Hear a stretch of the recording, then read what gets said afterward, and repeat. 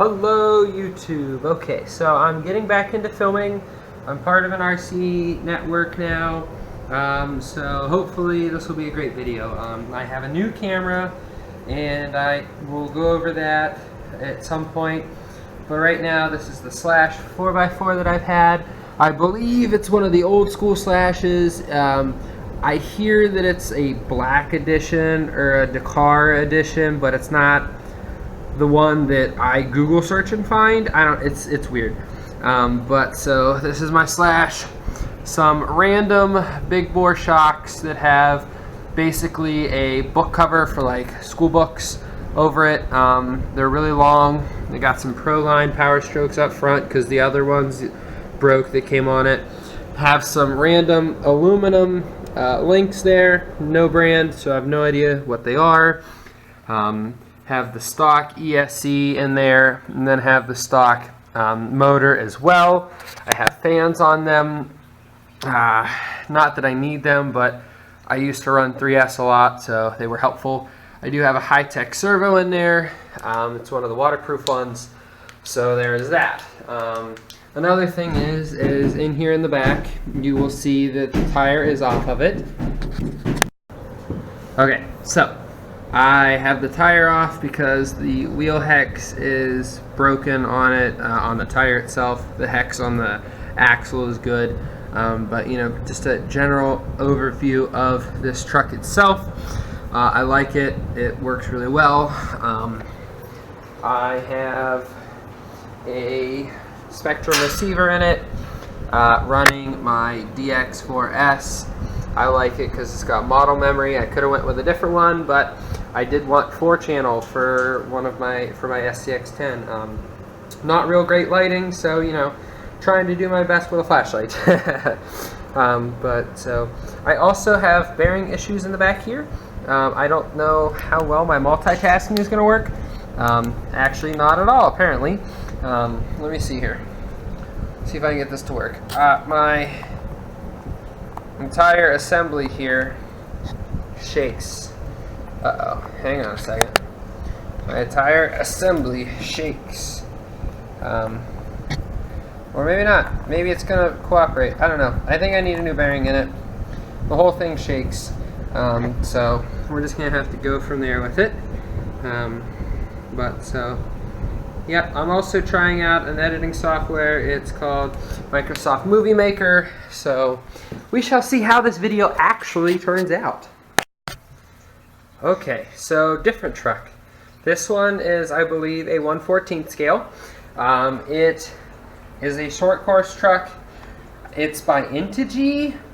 I think I paid $70 for it, and it was a receiver and run model. I had to buy a battery for it and a receiver, and it would work. So I used my Spektrum one because I already had the Spektrum remote. It's pretty basic. I mean, it is actually pretty cool because what this thing has is it has a 4800 kV brushless motor in there. Let's see if I can get, there we go. And it's got a ESC that's very basic, no fan, no nothing, 3 wires, 2 out the front, and an on-off switch. So the steering servo right there is just some steering servo that it came with. It's stocker.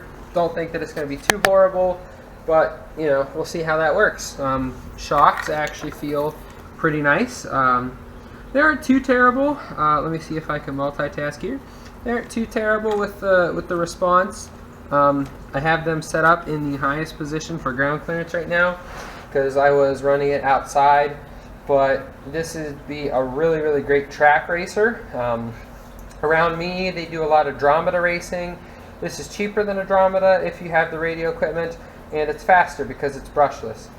The body right here, I cut out a hole for it because I needed to use that for a plate for on the bottom here, that little part right there, because it is open to the spur gear, and I didn't think that the spur gear should be able to get into stuff. But other than that, very basic short course body, nothing too special. I mean, it's pretty durable actually. I would call this one of the more durable ones in in the I don't know about RC World, but at least ones that I felt, because like it's really stiff. Like my Slash over there, I know it's got a lot more weight to it, but it's heavy and it flexes a lot. This one's pretty light and it's super duper strong. So, you know, good protection out of the body. The tires, I think they're just generic, whatever they could find tires.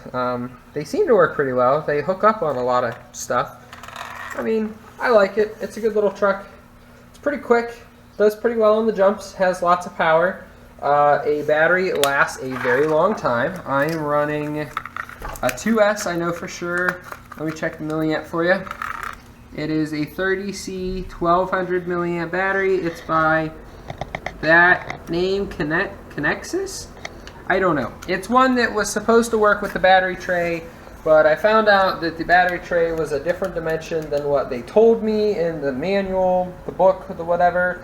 So I had to take it out and redo my own kind of thing. Works pretty well though. You just got to watch it on some of the jumps, and after a while it can slide loose. I tried my best to squish it in there with the battery cover, but so yeah, so that is my other RC truck. Now on to the camera.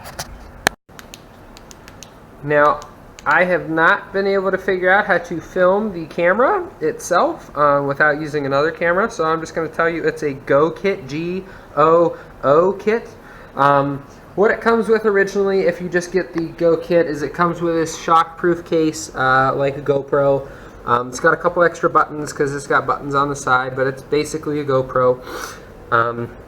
It does 1080p at 30 frames per second, or FPS, and then it does 720 at 60. I'm using 720 right now because I find that it's more zoomed in and it just, I don't know, it looks better edited, I suppose. So that's what I'm using. This suction cup mount and all of these different mounts in here, they come with an additional kit. They come with an additional kit. They look very similar to GoPro stuff. There's even a head mount, like a 4-head mount, this here, which looks very GoPro-like I've seen at GoPros before. So, you know, I would imagine that this mounting stuff would work with a GoPro and vice versa. I just have this random block of foam. No idea where it came from, no idea what it's for. If any of you guys know, please tell me, because it just came with the kit. And it like is supposed to, I don't know, it's bigger than the camera, so it's not like it's a filler, but it's like pointless any other way. So please help me figure out what the heck this is. Came with a sticky, like one of those sticky pads that I have put in the bag here. It came with one of those, so I don't know if it's supposed to be stuck onto something and it's like a vibration resistor or something. I don't know. So if you guys know, tell me. That would be very, very helpful. It also came with an extra battery right there. It did not come with a SD card, so you would have to get one. But I have a chest mount in here. It's all tucked in there nice and tight so that nothing gets away, and it all closes up once it's like neat and organized and not destroyed. So that is the new camera equipment. And that is my RC life for now.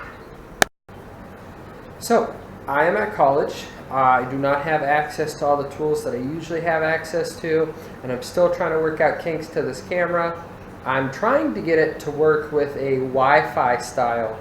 Essentially, this camera is like a GoPro 3, not a 3 Plus, not a 3 Hero, just the plain GoPro 3. And obviously GoPro's come out with the 4 now, but this kit was only $70 at the time of this filming. So I mean, I could not complain at all about this. I'm trying to get it to work with the Wi-Fi. It's not working when I upload it to the video editing software. So we're just going to go with it. We're just going to keep trying stuff, and while I work tonight, I'm going to do a bunch of things and see if it'll work. So just wanted to give you guys a little video update and say that I hope to be getting back into filming, that I hope to be doing stuff now that I have a camera and some editing software. So thank you.